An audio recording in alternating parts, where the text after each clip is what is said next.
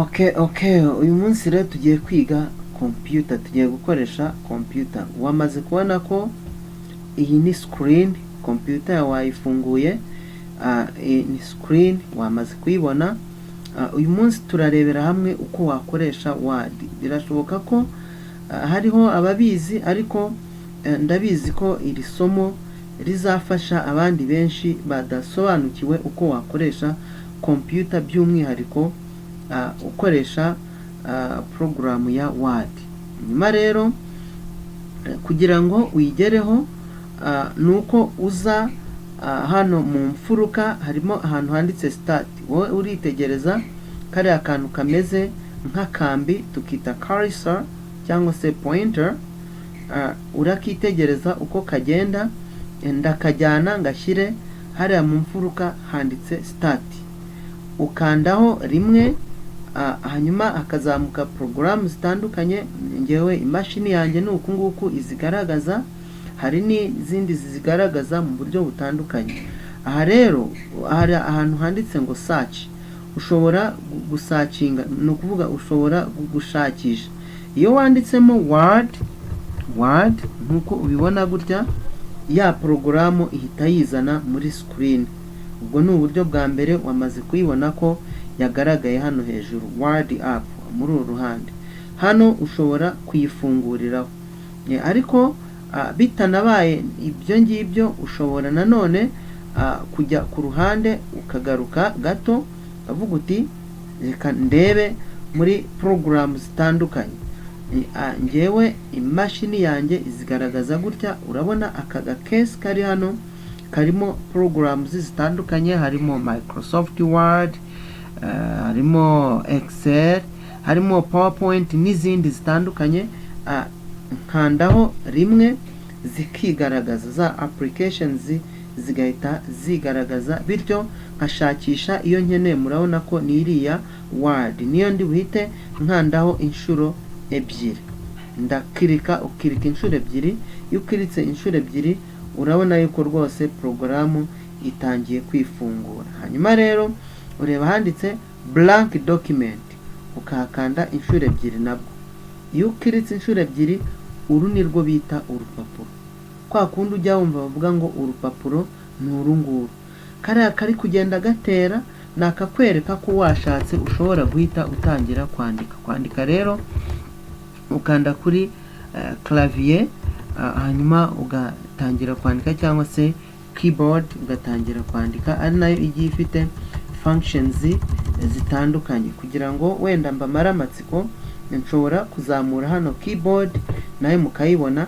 Iyi ni keyboard iba ikoranye n'imashini, ku buryo mu gihe clavier yawe wenda yagize ikibazo cyangwa keyboard yawe yagize ikibazo, ushobora gutayipinga ugiye ukoresha izindi zitandukanye y'imbere mu mashini. Nabyo biba ari ibintu bishoboka. Ariko uyu munsi turi buze gukoresha clavier y'umwimerere, clavier nyayo dusanga mu mashini yacu. Hanyuma icyo mbasaba rero ni ukunkurikira, kuko uyu munsi tugiye kwandika ijambo I love God. I love God niryo turi buze gukoresha. Turaza kubona ibintu bitandukanye. Turaza kubona uko warigira umukara cyane, aho bita bold, gukoresha bold, gukoresha italic. Ni ukuvuga italic ni uburyo bwo kubihengamisha. Turaza gukoresha underline ni uburyo bwo kubicaho imirongo, aho ushobora gusanga ubwoko bw'imirongo itandukanye, ibirise, umunini cyane n'indi itandukanye ushobora gukoresha. Hanyuma turi buze guhindura front twandikiyemo.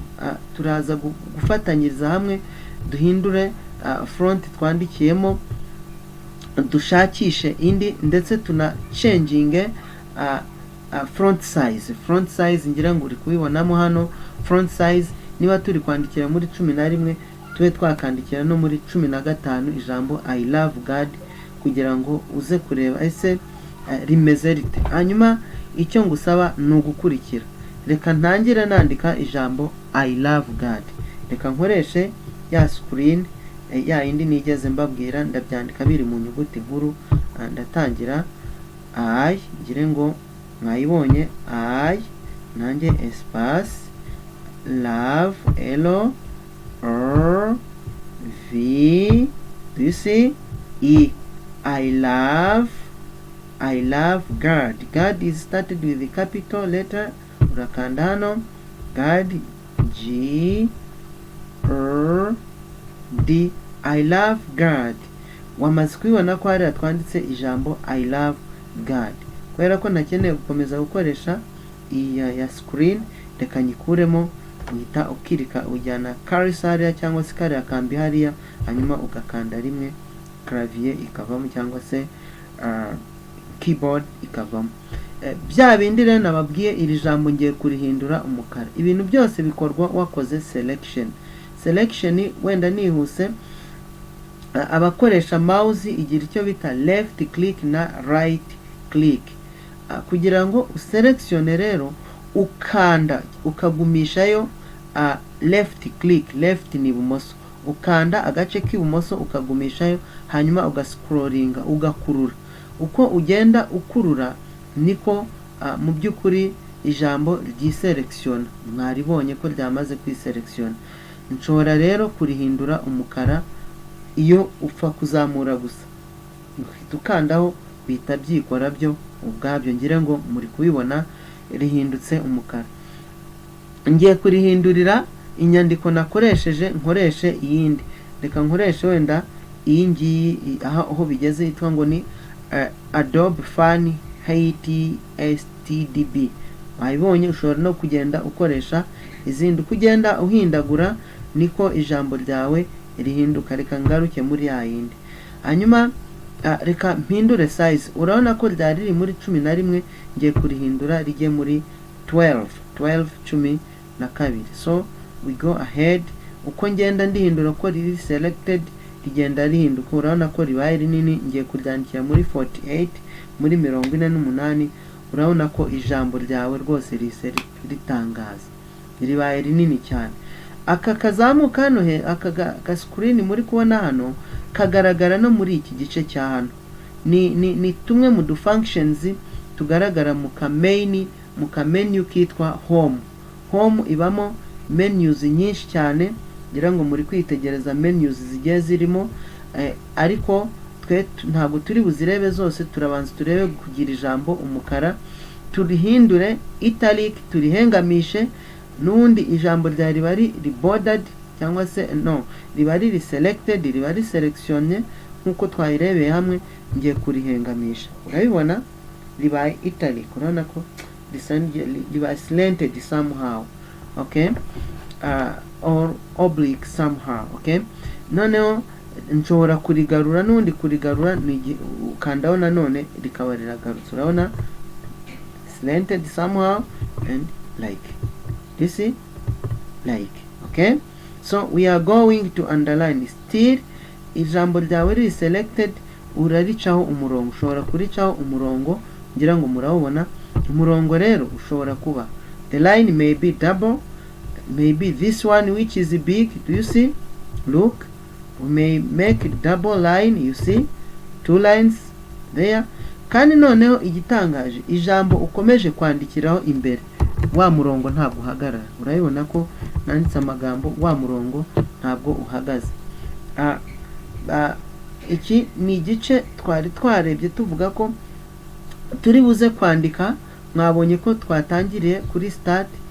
Murabyibuka tuzana urupapuro, murabyibuka tujya kuri program ya Word, urabyibuka urupapuro ruza, urabyibuka dutangira kwandika.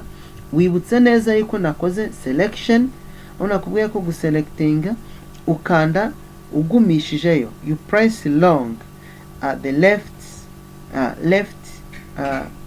left side of your mouse, cyangwa abafite touchpad agace kari ibumoso gatandukanye n'akandi niko ukanda ukagumishayo, hanyuma ugascrolling ugakurura. Uko ukurura niko ijambo rigenda ryiselectiona, bityo ukaba ushobora kurikoresha ibyo ushaka byose. Reka twongereho ko iri jambo twa selection ushobora kurihindurira ibara. Urabona hano muri aka case n'ubundi kari muri home menu, harimo ahantu hari urabona umutuku. colors yose arimo ahangaha. Ushobora kurihindura umuhondo, ushobora kurihindura umutuku cyane, ushobora kurihindura icyatsi kibisi, urabibona rihindutse icyatsi kibisi, ushobora kurihindura umukara, kimwe nuko umweru, urabona ndigize umweru, rya jambo rirabuze ariko atari uko ryabuze, riracyahari, ahubwo nuko iryo bara rihuye n'iry'urupapuro. Ngewe nkunda icyatsi kibisi kigaragaza uburumbuke, prosperity of many things, green, well done. So nge ndihinduye icyatsi kibisi, iyo ukanze ku ruhande ya selection ihita ivamo.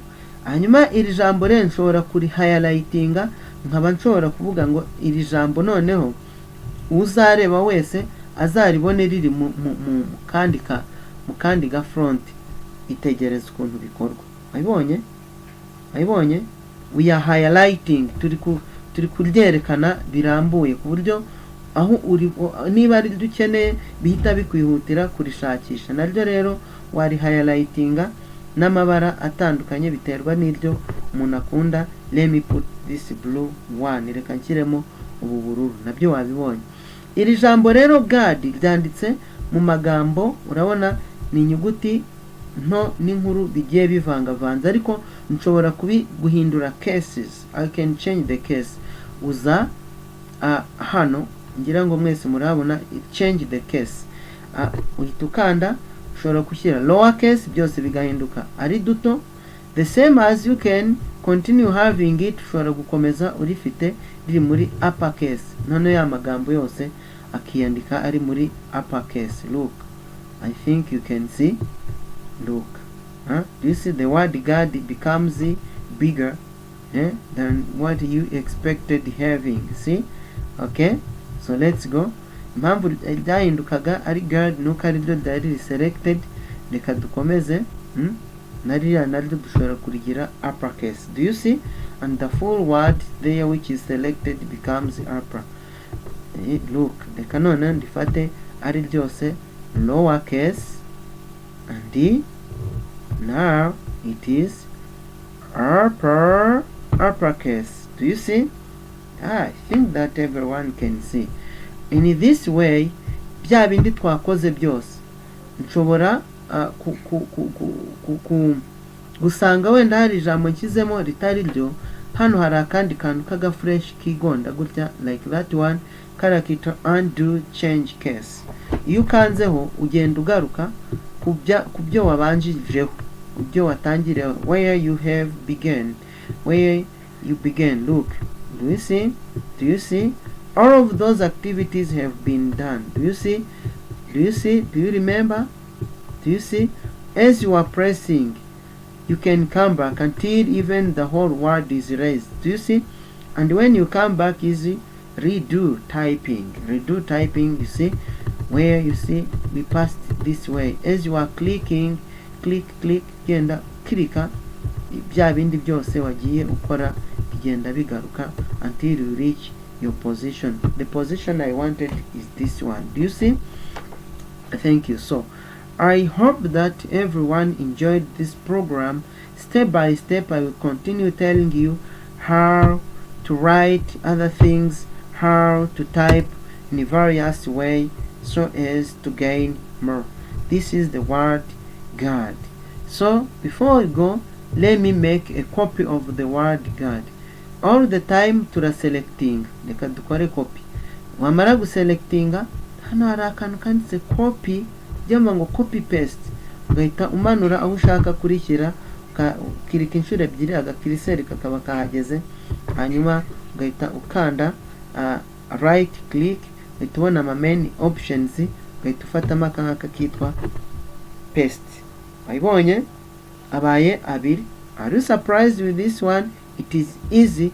Very soon you will know better about the program used in the computer with teacher Dan. Thank you very much. Please, if you like this program, I wish you to give comment on what we can change, on how we can do. This is a new program I'm beginning. I think that step by step you will grow bigger as you are on this learning channel. Thank you so much. Don't forget to subscribe and hit on that bell so that you can have more notification about what we teach you. Thank you so much. Thank you.